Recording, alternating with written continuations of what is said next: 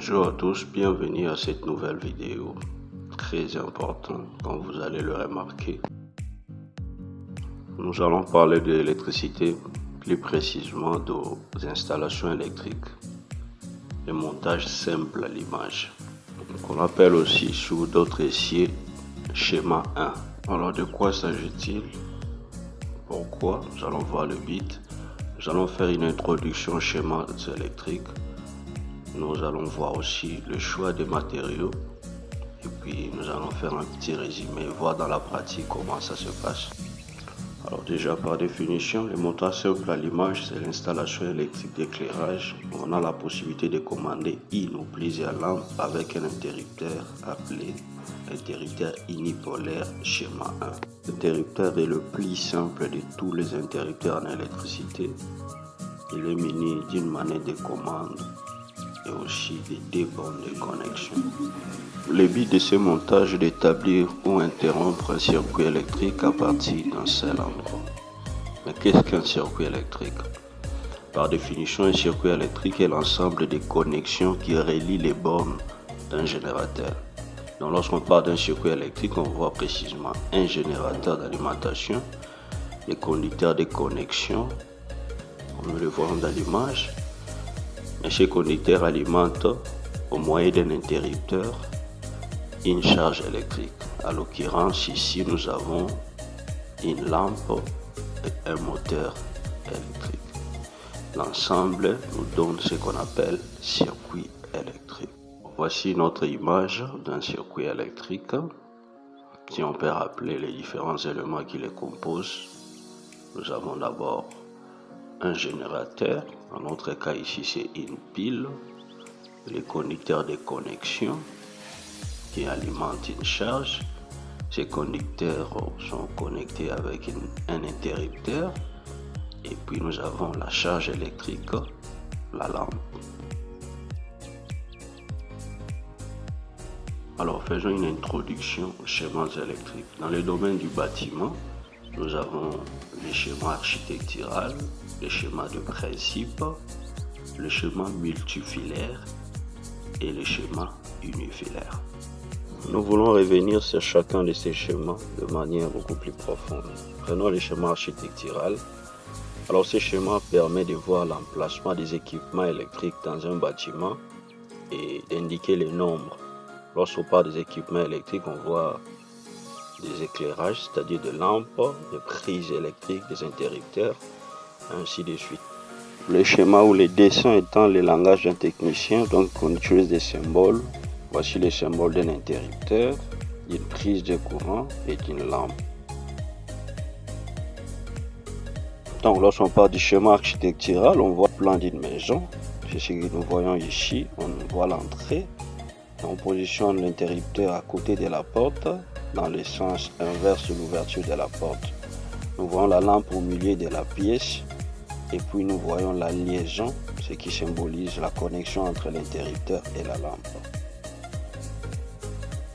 Il est important de souligner aussi que les symboles qui sont utilisés dans le schéma architectural sont les mêmes qui seront utilisés aussi dans le schéma unifilaire. Les câbles qui amènent le courant. Et ça, c'est les symboles d'un disjoncteur. Évidemment, il y a beaucoup de symboles que nous allons découvrir au fur et à mesure. Alors voici les schémas de principe. Donc nous avons la phase en rouge et nous avons les neutres en bleu et nous avons la connexion de la terre pour la protection des utilisateurs et des équipements aussi.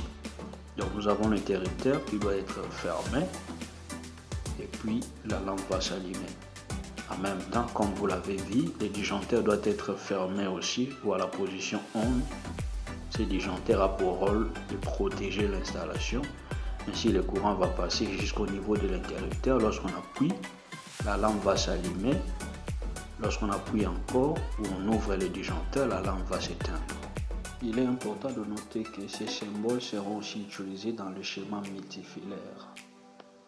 Alors pour le schéma multifilaire, nous devons représenter tous les conducteurs. C'est comme son nom l'indique, multifilaire, donc tous les conducteurs seront représentés. Et nous allons utiliser les symboles que nous avons exploités dans le schéma de principe. Voilà un peu comment ça se présente. Donc nous avons la phase et les naîtres. Bien entendu, nous devons insérer les disjoncteurs. Lorsqu'on appuie sur l'interrupteur, la lampe s'allume. Lorsqu'on appuie de nouveau, la lampe s'éteint. Voilà un peu. Et le carré représente la boîte de dérivation, là où les connexions sont faites. Alors essayons d'insérer ces schémas dans le plan architectural et voyons ce que ça va donner. Voilà un peu. Donc nous avons l'entrée. À côté de l'entrée, nous avons fixé notre interrupteur. Lorsqu'on appuie sur celui-ci, il fait passer les courants et la lampe pourra bien entendu s'allumer.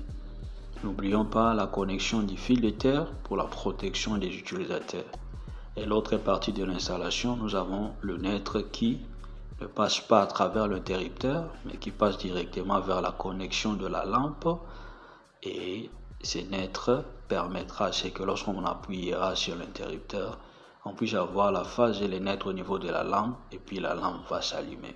Nous avons dit tantôt que l'interrupteur simple à l'image a deux bornes, c'est ce que nous voyons, la borne d'entrée L et la borne de sortie 1. Et puis nous allons toujours faire attention au code de couleurs pour la phase, la couleur rouge, et pour les naîtres, la couleur bleue. Parlons maintenant du schéma unifilaire. Alors le schéma unifilaire, comme son nom l'indique aussi, nous représentons un seul conducteur. Nous allons utiliser le même symbole que le schéma architectural. Alors pour le montage simple à l'image, c'est ce que nous voyons sur l'image. Donc nous avons la protection électrique. Nous avons 3 fils qui passent, mais on va représenter qu'un seul.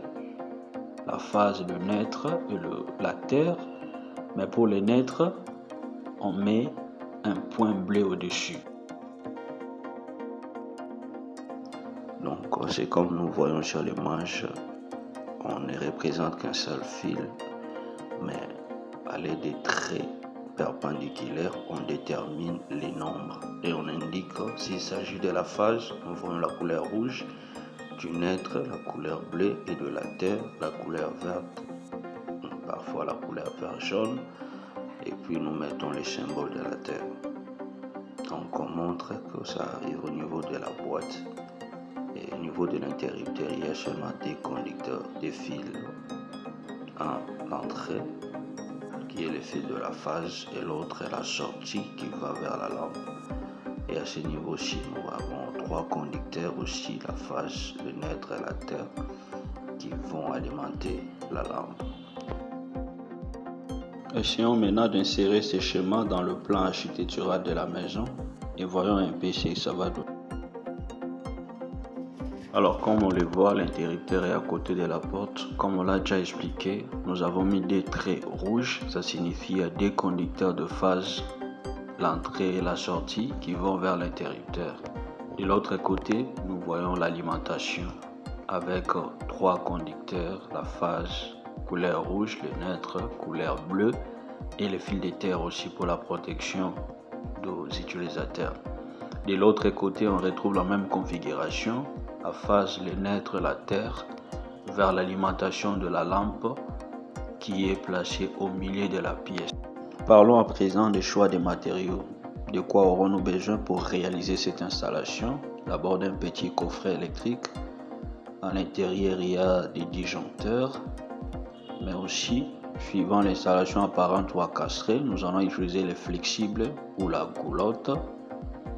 Nous aurons aussi besoin des fils conducteurs 3 x 1,5 mm². Pour la lumière, c'est suffisant. Nous aurons besoin des boîtes de dérivation, là où nous allons faire des connexions. Ça sera apparent ou encastré d'après la configuration de l'installation. À l'intérieur des boîtes, nous ferons des connexions. On peut utiliser des connecteurs rapides ou à go. Boîte d'encastrement, là où nous allons placer l'interrupteur. Si jamais c'est l'installation encastrée, nous allons utiliser aussi un interrupteur unipolaire schéma 1. Nous les voyons apparents ou encastrés. Nous aurons besoin d'une douille ou d'un socket, comme on l'appelle communément. Là où nous allons placer notre lampe à vis, nous allons les visser. Et puis voilà notre lampe électrique ou ampoule que nous allons utiliser.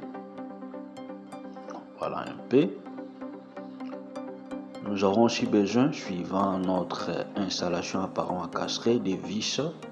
Nous voyons ici des vis de placo. C'est la surface sur laquelle on va placer les matériaux sur les placos. Nous aurons besoin de chevilles ou de lyres polyamide, comme on l'appelle communément attache. Nous pouvons les utiliser aussi. Alors, si nous faisons l'installation encastrée, pour fixer les flexibles, certains utilisent des clous de tôle. Nous allons les voir un peu plus loin comment les utiliser. Parlons maintenant de la pratique. Le montage simple à l'image est utilisé surtout dans les locaux secs ou dans une pièce à une seule entrée.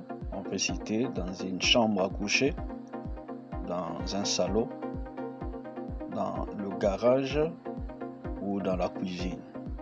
C'est un local sec et il n'y a qu'une seule entrée. On peut utiliser ce genre d'interrupteur. Alors pratiquement, ça se passe comment? Donc comme on le voit sur l'image et comme on l'a déjà souligné, il faut déterminer l'entrée et on mettra l'interrupteur au sens opposé de l'ouverture de la porte.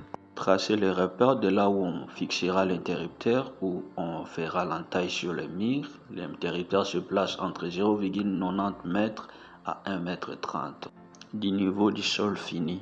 Ensuite, si l'installation est encastrée, creuser les murs pour fixer le câble. Ensuite, comme on le voit sur l'image, fixer le bois d'encastrement, là où on placera l'interrupteur, et le bois de dérivation, là où on fera les connexions.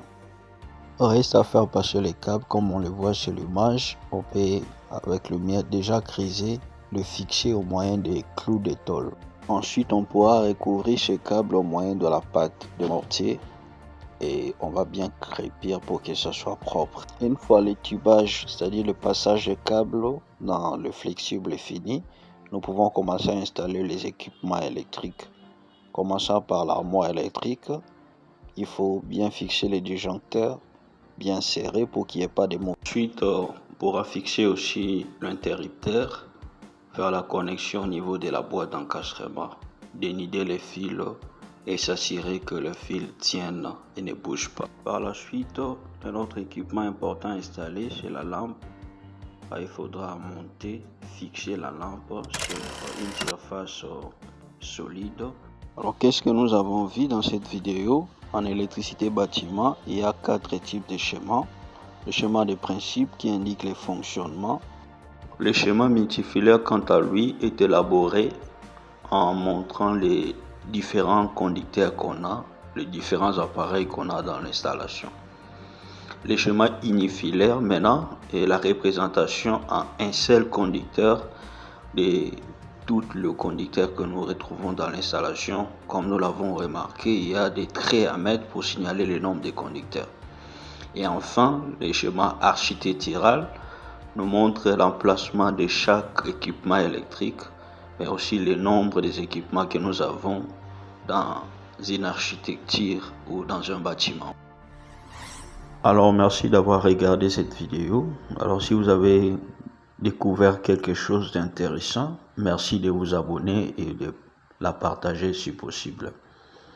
À nous revoir très bientôt pour une autre vidéo dans laquelle nous allons parler cette fois-ci de la sécurité et des équipements de protection individuelle.